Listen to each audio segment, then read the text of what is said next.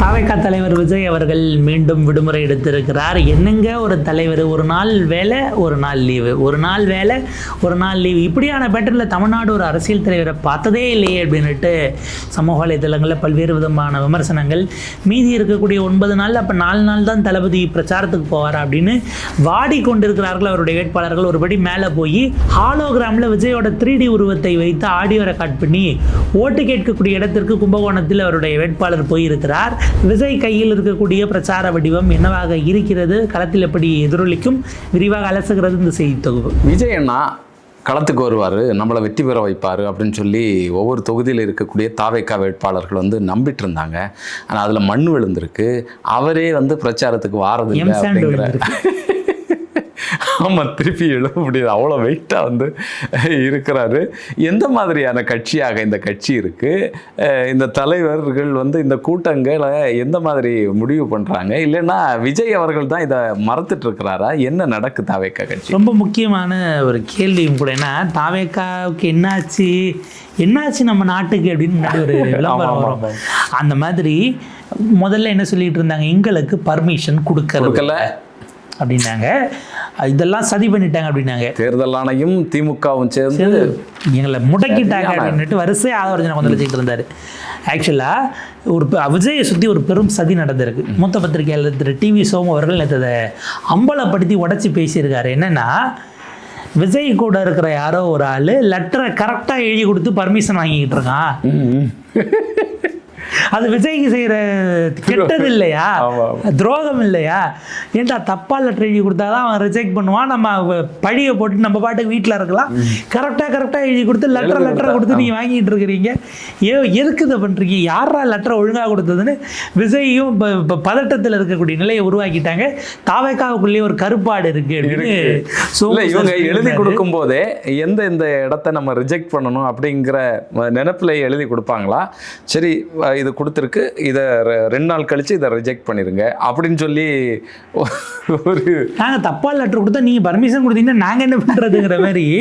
நீங்கள் விஜய் ஒரு குற்றச்சாட்டு வச்சார் இல்லையா, கடந்த 7 நாட்கள் ஏப்ரல் 7ஆம் தேதியிலேருந்து நீங்கள் எடுத்தீங்கன்னா 6லேருந்து எடுத்தீங்கன்னா விஜய்க்கு அனுமதி மறுக்கப்பட்டது அப்படின்னா ஒன்று கூட கிடையாது, 0. கொடுத்த அனுமதிக்கு விஜய் போகமாட்டேன்னு ரத்து பண்ணது 13 கூட்டங்கள் வந்துருக்கு. April 6 Villivakkam, April 6 T Nagar, April 7 Saidapet, April 9 Kurinjipadi, April 9 Vadalur, Neyveli, Tittakudi. அடுத்தது ஏப்ரல் 11 குறிஞ்சிப்பாடி, வடலூர், நெய்வேலி, திட்டக்குடி. ஏப்ரல் 13 கும்மிடிப்பூண்டி, 14 நாளைக்கு அறந்தாங்கி கூட்டமும் ரத்து. அப்படின்னா என்னங்க இது? உங்களுக்கு பர்மிஷன் கொடுத்து நீங்கள் பாட்டுக்கு போய் களமாடுங்க, மக்களை சந்திங்க, மக்கள் மனங்களை வென்று வாகை சூடும் வரலாறு திரும்பட்டும்னு உங்களை அனுமதிச்சா நீங்கள் வெளில போக மாட்டேங்கிறீங்க. இதே நல்ல மற்ற தலைவர்கள் எவ்வளோ உழைச்சிருக்கிறாங்க. மு.க. ஸ்டாலின் அவர்கள் இதே ஒரு வாரம் 10 கூட்டம் அட்டன் பண்ணியிருக்கிறார், 60 வேட்பாளர்களை அறிமுகப்படுத்தியிருக்கிறார். அதெல்லாம் 10 மாவட்டங்களில் கூட்டம், மாவட்டமாக இந்த தொகுதிக்கு போக முடியாதுல்ல. அப்படி எடப்பாடி பழனிசாமி அவர்கள் 8 மாவட்டங்களை சுற்றி இருக்கிறார். மாவட்ட வாரியாக இருக்கக்கூடிய 40க்கும் மேற்பட்ட ஆட்களை அவங்க அறிமுகப்படுத்தி அவர் தொகுதியாக போய் பிரச்சாரம். சீமான் அவர்கள் 7 மாவட்டங்கள் முடிச்சிருக்கிறார் இந்த ஒரே வாரத்தில். விஜய் 3 கூட்டம் அட்டன் பண்ணிக்கிறார்.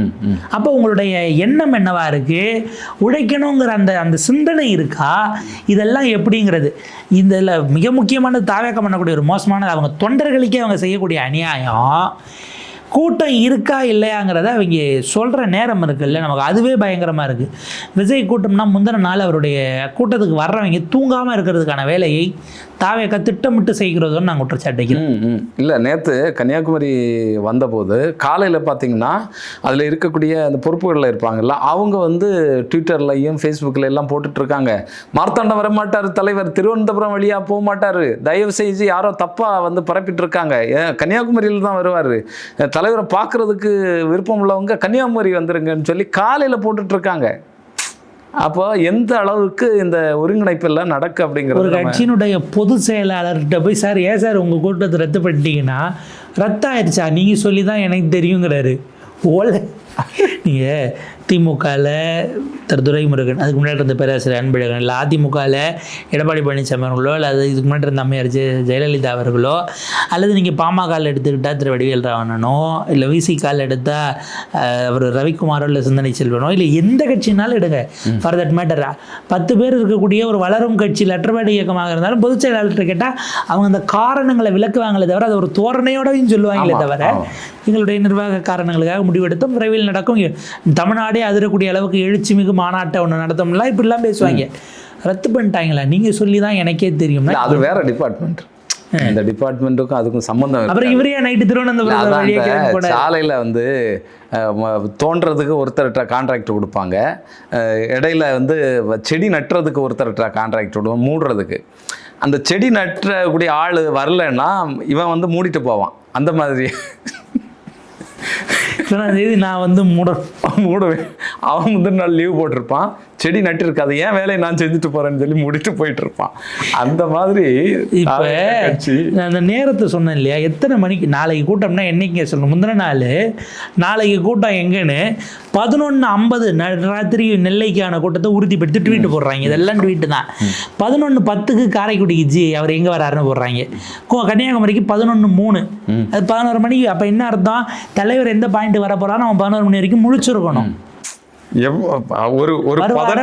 வருவாரா எந்த இடம்னு தெரிஞ்சுக்க 11. காலையில வண்டிக்கு 5 மணிக்கு கிளம்பணும்னா அவங்க அதுக்கு முன்னாடியே 3 மணிக்கே எந்திரிக்கணும். தூக்கமே இல்லாம தான் இறத்தாடி கிளம்பி விஜய் கூட்டத்துக்கு வர வேண்டிய சூழல் இருக்கும். இவ்வளவு வராங்களே, கூட்டம் ரத்தாகுதுன்னா அடுத்த நாள் காலையில நீங்க சொல்றீங்க எத்தனை கூட்டம் ரத்துன்னு முந்தின நாள் சொன்னீங்க சொல்லுங்க பாப்போம். அப்போ எனக்காக நீங்கள் அங்கே வேலைகளை பார்த்துருப்பீங்க, ஏற்பாடு பண்ணுவீங்கன்னா ஒரு இடம் கூட்டம்னா ஆரம்பத்தில் பிடபிள்யூடியிலேருந்து பல துறைகள் போய் அதை செக் பண்ணுவாங்க, போலீஸ் பெர்மிஷன் பார்ப்பாங்க, ஃபயர் சர்வீஸ்க்கு நீங்கள் சொல்லணும், அரசு அதிகாரிகள் வெவ்வேறு துறைகள்லேருந்து வந்து அவங்க அங்கே வேலை பார்த்து அதை உழைச்சி அந்த இடத்த சானிடைஸ் பண்ணி கொடுக்கலாமா என்ன, அதை ரிப்போர்ட்டாக அவங்க ஃபைல் பண்ணி இவ்வளோ பேர் வேலை பார்த்து வைக்கணும். இவ்வளவும் பார்த்த பிறகு உங்கள் தொண்டர்கள் அவன் கிளம்புறவன் தனித்தனியாக கிளம்புறது, கூட்டமாக வேன் வைக்கிறது, வேனுக்கு அட்வான்ஸ் கொடுத்துருப்பாங்க. அதெல்லாம் திரும்ப 2 நாள் கழிச்சுன்னா என்ன ஆகுறதுங்கிற கேள்வி இருக்கு. இவ்வளவு குழப்பங்களுக்கு நடுவில் உருவாக்கிட்டு குறைஞ்சபட்சம் என்னால் வர முடியலன்னு ஒரு வருத்தம் தெரிவிக்கிற இடத்துக்காக விஜய் இருக்கிறாரா? உங்கள் தொண்டர்களுக்கு நீங்கள் உங்களை இது பண்ணுங்கிறது என்னுடைய நோக்கம் இல்லை, நீங்கள் புரிஞ்சுப்பீங்கன்னு எனக்கு தெரியும். இருந்தாலும் இந்த மாதிரி வர முடியல, திரும்ப நான் வரேன், தைரியமாக இருங்க. நம்ம விஜய் இந்த வார்த்தையே கிடையாது, நான் தான் கேன்சல் பண்ணுவேன், யாருக்கும் நான் பதில் சொல்ல மாட்டேன், அதுக்கு பொறுப்பெடுத்துக்க மாட்டேன்னா அது என்ன மாதிரியான கேள்வி? அந்த மாதிரியான எந்த அக்கறையும் அந்த கட்சியில் கிடையாது. அதாவது 2 மணிக்கு வருவேன்னு சொல்லிட்டு 4 மணிக்கு வருவார். மக்கள் வந்து காலையில் 8 மணிக்கே வந்து வெயிலில் காத்து கிடப்பாங்க, பின்னால் வந்து காவலர்கள் ஓடிட்டு இருப்பாங்க, அவங்க ஓடுறாங்க, கஷ்டப்படுறாங்க, அப்படிங்கிற மாதிரியான எதுவும் இல்லை. ஒரு ஜங்ஷனில் நின்று கை காட்டிட்டு ஏதாவது பேசணும்னா பேசிட்டு அப்படியே கிளம்பி போகலாம்ல. இவரு கூட பாடி காட்டுக்கு வரவங்க ஓடுறாங்க, தளர்ந்து வேர்க்க விறுவிறுத்து ஓடி பக்கத்தில் இருக்கக்கூடிய பைக்கில் எல்லாம் ஏறி போகிறாங்க. இவர் ஜாலியாக போகிறதும் டக்குன்னு மைண்டில் தோணும், உடனே சைக்கிளை இறக்கு ஓட்டி காட்டு சர்க்கஸ் நடத்துறது, இதுதான் நடந்துட்டு இருக்கு. வேற என்ன நடக்கு அந்த கட்சியில்? வேற எதுவுமே நடக்கல. விஜய் அவர்கள் வாராரு, தோணக்கூடிய இடத்துல பிரச்சாரம் பண்றாரு, இல்லைன்னா தோணுனா அதை கேன்சல் பண்றாரு. இதுதான் நடந்துட்டு இருக்கு. இங்கே இருக்கக்கூடிய மக்களையோ தொண்டர்களையோ இல்லைன்னா அதிகாரிகள் இதற்கு எவ்வளவு வேலைகள் வந்து செஞ்சுட்டு இருப்பாங்க நீங்க சொன்ன மாதிரி. அதுபோல இவர் போகலைன்னா முன்கூட்டியே தெரிவிச்சிருந்தா அது வந்து வேற ஒரு தலைவருக்கு மாறும், வேற ஒரு கட்சி வந்து இதுல கொடுமை என்னன்னா, வடலூர்ல இவர் வராருன்னுட்டு அன்னைக்கு நடக்கிற வார சந்தைய நகராட்சி மூடிருச்சு. இவர் வந்துட்டு போட்டோம் 2 நாள் தள்ளி வச்சுக்கலாங்கன்னு அன்னைக்கு விளைவிச்சு அந்த வாரத்தில் இது பண்ணுற நீங்கள் அங்கே இருக்கக்கூடிய காய்களோ கனிகளோ அல்லது ஆடு மாடு மற்ற விஷயங்கள் கறிக்கோழி இதெல்லாம் அப்படியான பொருட்களுக்கான சந்தை அது. அப்போ வாராந்திர சந்தை லீவ் விட்டா அடுத்த நாள் முந்தின நாளே சொல்லி பரவாயில்ல, அடுத்த நாள் காலையில் அவங்க 2 நாள் தள்ளி வைக்கணும்னு பார்த்தா திரும்ப நீ 2 நாள் கழிச்சு வராங்கிற, வேற நாளில் தள்ளி வச்சு பார்த்தா அன்னைக்கு வரல. அப்போ அங்கே இருக்கக்கூடிய தனியார் பள்ளிகள் விடுமுறை விடுறாங்க, வேணுங்கன்னு போய் இந்த கூட்டத்தில் மாட்டுச்சுன்னு வைக்க, பிள்ளைகளை விடுற நேரத்தில் மத்தியானத்தில் நீங்கள் 1வது 2வது பிள்ளைங்க வரைக்குமே இல்லை எல்கேஜி யூகேஜி ப்ரீ கேஜி இந்த கேஜி எல்லாம் முன்னாடி அனுப்பிடுவாங்கல்ல மதியத்துமே. அப்படி போகிற பிள்ளைகள் வேணுங்கன்னு மாட்டுச்சுன்னா என்னென்னா இந்த வட்டாரத்துலேயே அந்த தாலுக்காலேயே ப்ரைவேட் ஸ்கூல்லாம் லீவ் அறிவிச்சிட்டாங்க. கடைசி ஒரு வரலாம் அடுத்த நாள் காலையில் சொல்கிறாரு. அதுக்கப்புறம் வேன் டிரைவர்லாம் எழுப்பி பிள்ளைங்களை எழுப்ப முடியாது, லீவு தான் போயிடுச்சு. இவ்வளவு பேர் அங்கே பாதிக்கப்படுறாங்க. சும்மா எனக்கு எனக்கு அதுக்கு சம்மந்தம் இல்லை, நான் வரமாட்டேன்ட்டேன், நீங்கள் எதாவது பண்ணால் பண்ணிக்கிட்டு போங்க, இல்லை பண்ணாமல் போங்கங்கிற இதுவே மிக பயங்கரமானது நம்ம பார்க்க வேண்டியிருக்கு. அவர் ஒரு கம்பெனியுடைய மேனேஜராக இருக்கிறதுனால இந்த மாதிரியான விஷயங்கள்லாம் நடந்துட்டு இருக்கு. இந்த கம்பெனி டிவிகே பிரைவேட் லிமிடெட் அப்படிங்கிற மாதிரி இது ஓடிக்கிட்டு இருக்கு. இதில் என்னன்னா விஜய் இப்படி போகல அப்படிங்கிறதுக்கு இது யாருடைய சதியாக இருக்கும் அப்படின்னு பார்த்தா அது திமுக அதிமுகவினுடைய சதி அப்படிங்கிற விஷயங்களும் நமக்கு தெரிய வந்திருக்கு. சரி சரி சரி, கசிஞ்சிருக்கு வெளியில. ஆமா, விஷயம் கசிஞ்சிருக்கு. நானே இதை உட்காந்து யோசித்தேன், விஜய் சார் ஏன் போல, விஜய் சார் ஏன் சார் போல? அந்த ஊர்லலாம் ஏர்போர்ட் இல்லை, மாவட்டந்தோறும் மருத்துவக் கல்லூரின்னு ஒன்று கட்டினீங்களே எல்லா டிஸ்ட்ரிக்ட்லேயும், மாவட்டந்தோறும் ஒரு ஏர்போர்ட் ஏன் கட்டலை? கட்டியிருந்தா விஜய் சார் போயிருப்பார்ல, எல்லாரும் பார்த்துருப்பார்ல.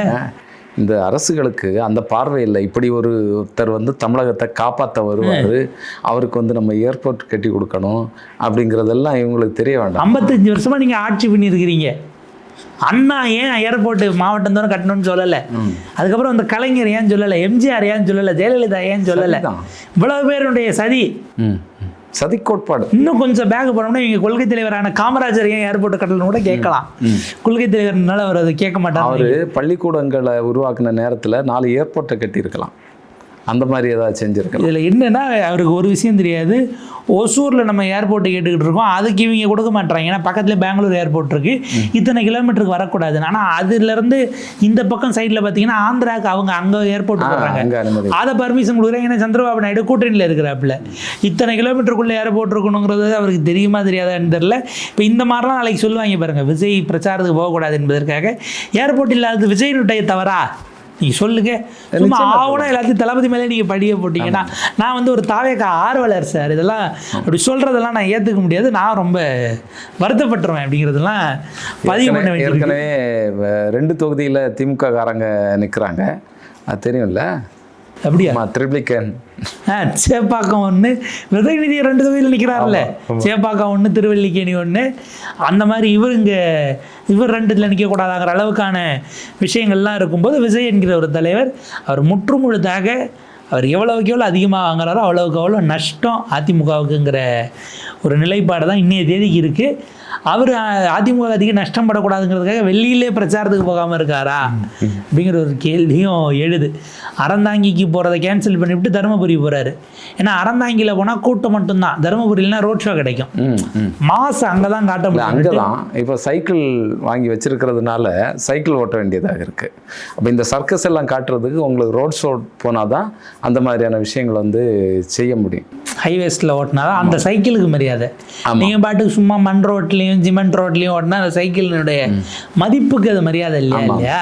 நீங்கள் சைக்கிள் அதனுடைய விலைக்கு அப்போ நீங்கள் எப்படிப்பட்ட ரோட்டில் ஓட்டணும்? நம்ம துபாய் ரோட்டில் கூட அதில் அப்படியே உத்து பார்த்தீங்கன்னா மூஞ்சி தெரியும்டா, மூஞ்சிங்கிற மாதிரி அப்படியான இடத்துல ஓட்டினா தான் சைக்கிளுக்கும் கௌரவம், ஓட்டுறவருக்கும் கௌரவம், அந்த மக்களுக்கும் கௌரவம். நாளைக்கு 10 வருஷம் கழிச்சு சொல்லுவாங்க, விஜய் பிரச்சாரத்துக்கு வந்தப்போ சைக்கிள் ஓட்டின ரோடு இதுதான் அப்படின்னு காட்டி அடுத்து வர சந்ததிகளுக்கு சொல்லக்கூடிய அளவுக்கான ஒரு அதெல்லாம் வரலாறு. பின்னாடி வர சந்ததிகள் தஞ்சாவூர் கல்வெட்டில் நீ செதுக்கினீங்கன்னா அதை பார்த்து தெரிஞ்சு நடந்துப்பாங்கங்கிற அளவுக்கு தான். இல்லை, அது இருக்கணும், அந்த வரலாறு இருந்தால் தான் தெரியும். ஒரு 3 வருஷம் ஒரு நடிகர் வந்து பிரமாதமாக கட்சி நடத்திட்டு போயிட்டாரு அப்படிங்கிறது. அன்னைக்கு அவர் முதலமைச்சராகி பிரதமராக இருப்பாருங்க, நீங்கள் கட்சி எடுத்துகிட்டு போயிடுவாருங்கிறீங்க. அடுத்த தலைமுறை இவங்க சொல்லும்போது முதலமைச்சராகி பிரதமராகி அவர் இப்போவே இந்த எலெக்ஷன் அமெரிக்க அதிபர் தேர்தல் மாதிரி தான் பார்க்குறாங்க. ஆமாம் ஆமாம் ஆமாம். ஏன்னா ஸ்டாலினா விஜயா தான். நீங்கள் இந்தியன் எலெக்ஷனாக இருந்தால் இந்த தொகுதிப்பா இவர் கேண்டிடேட்டுப்பா இவரை பார்த்துக்குங்கன்னு ஆளை காட்டணும். மேலே எத்தனா தானே நீங்கள் ஆளை காட்டுவீங்க. வண்டிக்குள்ள அன்னைக்கெல்லாம் நம்ம காரைக்குடி பிரபு ஏற்றலை, பாஞ்சு போய் ஃபுட்போர்டு அடிச்சுக்கிட்டு ஏறி அவங்க பவுன்சர்களை மீறி மேலே ஏறி நான் செலவு பண்ணி கூட்டம் கூட்டியிருக்கேன், நான் பக்கத்தில் நின்னே தீருவேன்னு வலுக்கட்டாயமாக அந்த தம்பி உள்ளே ஏறி பாஞ்சு ஏறி ரோட் ஷோ வாட்சி போங்கன்னு நான் கையை காட்டி இப்படி கும்பிட்டுக்கிறேன் அண்ணன் பக்கத்தில் நின்று காட்டிட்டு அந்த தம்பி இறக்குனாப்புல. இன்னொரு கேண்டிடேட் அவர் வண்டி போது ரோட்டோரமாக நின்றுட்டு கண்ணீர் விடுறாரு. என் தளபதி என்னை பார்த்து கையை இப்படி காட்டிட்டாரு, நல்லா இருக்கியான்னு கேட்டார் அப்படின்னு கேண்டிடேட். ஸ்ரீரங்கம் கேண்டிடேட் ஏன்டா காரைக்குடியில் வந்து ரோட்டோரமாக அழுதுகிட்டு இருக்கீங்க, போய் பிரச்சாரத்தை பண்ணியானா அதுக்கு போல இல்லை இது அதை அவரே ரீல்ஸ் எடுத்து தளபதி என்னை பார்த்து வண்டியில் ரமேஷ் நல்லா இருக்கியா எல்லாம் நல்லா போதான்னு கையை காமிச்சு சைக்கிள் எலெக்ஷன் முடிஞ்ச பிறகு நல்ல சீன் எல்லாம் நமக்கு காத்திருக்கு. உள்ளபடியே இந்த மாதிரி தான் கொண்டு போய் கும்பகோணத்தில் ஹாலோகிராமில் 3D இமேஜை போட்டு ஆடியோ பின்னாடி ரெக்கார்ட் பண்ணி அவர் ஓட்டி கேட்குற மாதிரி போட்டுட்டாங்க. சரி வரப்போகிறது இல்லை, தொழில்நுட்பம் தான் அப்படிங்கிற இடத்துக்கு பொம்மையை விட ஹாலோகிராமுக்கு போயிட்டாங்க. அது வெறும் அதாவது லைட்டு மாதிரி அந்த உருவம் தோன்றி 3D இமேஜில் பேசும் வீடியோ வைரலாக போயிட்டு இருக்கு. ஏதோ விஜயினால பல தொழில்நுட்ப கம்பெனிகள் வியாபாரம் பண்ணி நிறைய 300 கோடி ரூபாய் வந்து இப்பவுமே யாரோ சம்பாதிச்சிருக்காங்க அப்படின்னு சிலை செஞ்சு இந்த கொடி வித்து, அந்த துண்டு வித்து, விசில் வித்து, இப்படி வந்து ஒரு வருவாய், பெரிய வருவாய் ஈட்டி இருக்கிறார். அப்படின் போது ஒரு போற ஊர்லாம் மாலை விற்கும். ஆனால் கூட்டம் கேன்சல் ஆச்சுன்னா மாலையை வாங்கிட்டு அது வீணாக போயிடும். அப்போ பாருங்க, கூட்டம் 2 நாள் கேன்சல் ஆச்சுன்னா 900 கோடிக்கு வியாபாரம். அதில் ஒரு வர்த்தகம் இருக்கு. விஜயனுடைய இதை புரிஞ்சுக்கிறதுக்கு தான் நமக்கு மூளை இல்லையே தவிர, அந்த மனுஷன் ஒரு நல்ல நோக்கத்தோடு தான் பயணிக்கிறார். அவருடைய நல்ல நோக்கம் நிறைவேற நம்முடைய வாழ்த்துக்களை நம்ம விஜய் சாருக்கு தெரிவிச்சுக்கலாம்.